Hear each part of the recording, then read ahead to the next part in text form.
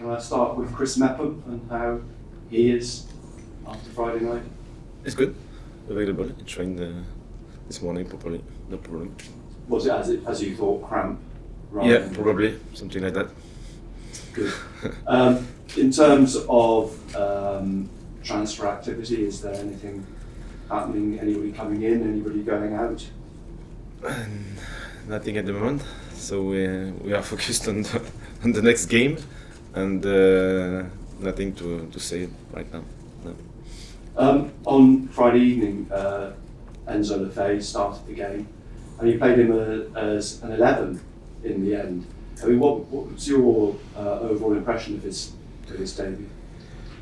I think it was good because he didn't play a lot from the beginning of the season, and his first connection with the team was good, I think.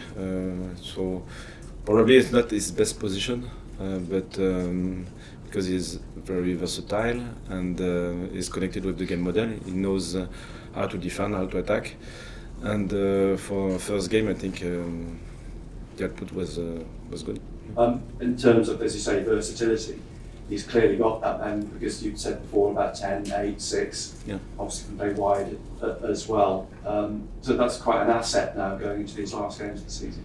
Yeah, it's still important to have these players because we have to manage different situations. And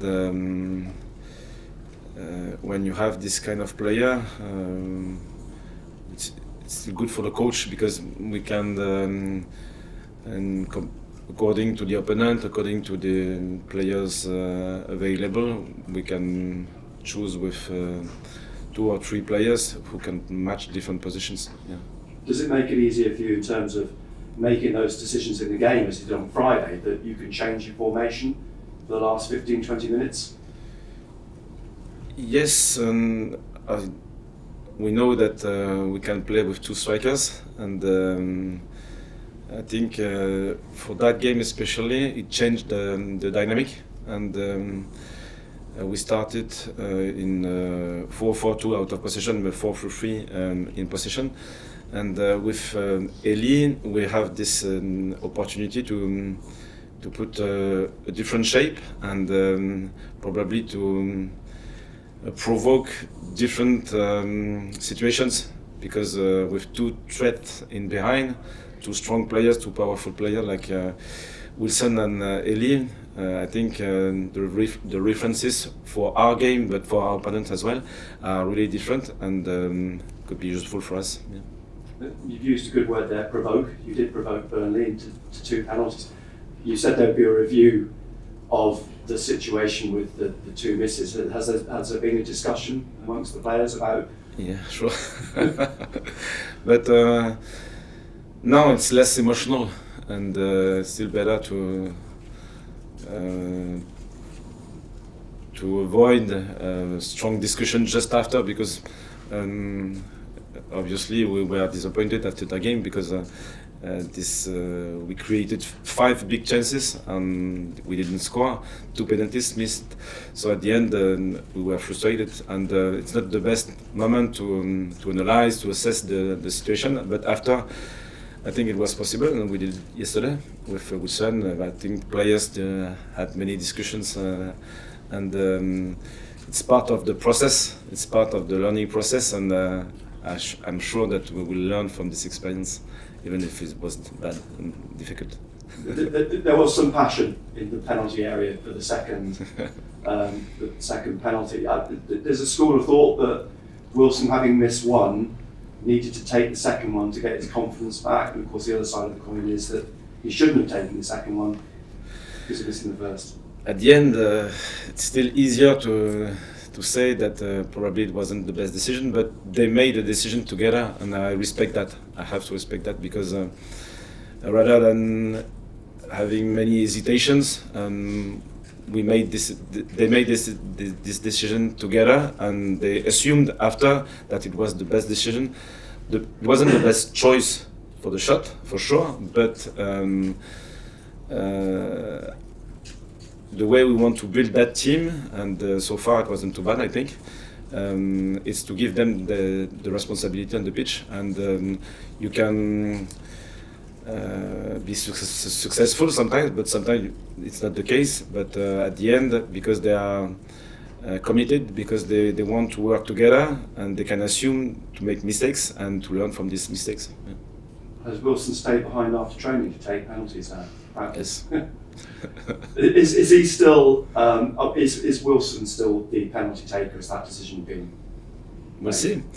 We'll see. Probably it's really a question of a choice, because I think Trafford was really good and expected that shot especially, and Wilson probably was used to shoot like that, and now he has probably to open and to find different location for his shots, and yeah, it would be a useful experience for the future, sure. But at the end of the day, let's not lose sight of the fact you kept a clean sheet. You went to Burnley, who were one of the top three, and didn't lose the game. So I think you'd have taken that beforehand. Yeah, sure. And we were, I think, tactically we were consistent, and it wasn't an easy game. And we solved gradually the different issues we had in the game. We expected many of them, but it's still different to analyze and expect some problems and to solve on the pitch. It's really different, and probably took 20 minutes to press in a better way and to avoid these long passes in behind our defense. After that, it was really clear, and we created chances, and I think we were better than them in that game. So at the end, I think it's a good experience for us, and we are still a consistent team with different scenarios, different experiences, different opponents, and at the end we can keep that level.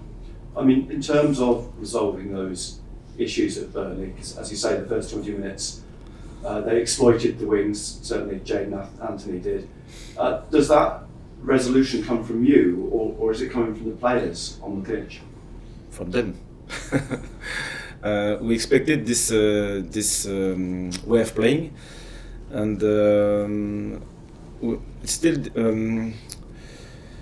it's not an easy task, because we want to press, and they try to make short passes to attract our pressure, and if we are not proactive, they can keep the ball and they can control the game. So for us it was very important to press and to be proactive in the top area of the pitch, but at the same time, when you move forward like that, we know that they can play in behind and they can threaten our wings. So still a balance between both, and probably it's easy to understand that on the screen, but to make it realistic on the pitch, it's different.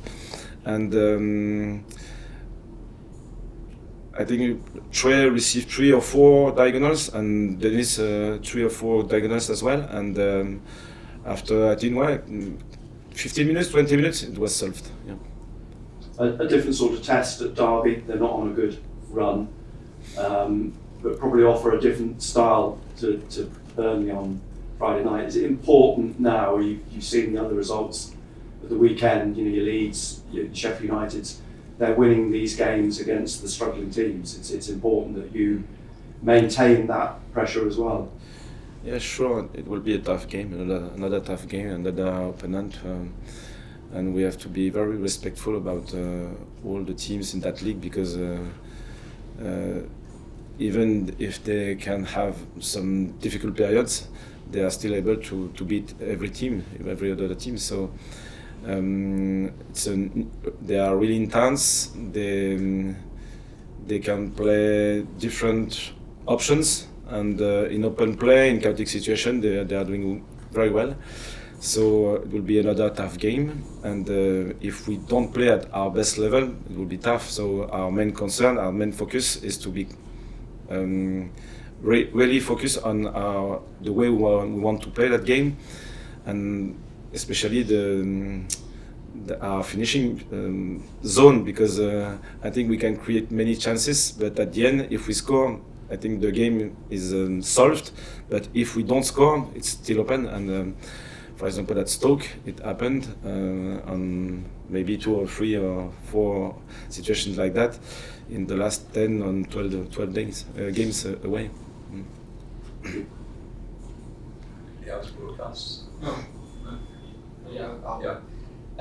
Regis, how do you, as head coach, say the situation you had in the last 10 minutes of that game, of course, the 2 penalty misses, how do you use that as motivation if it is your job to change that?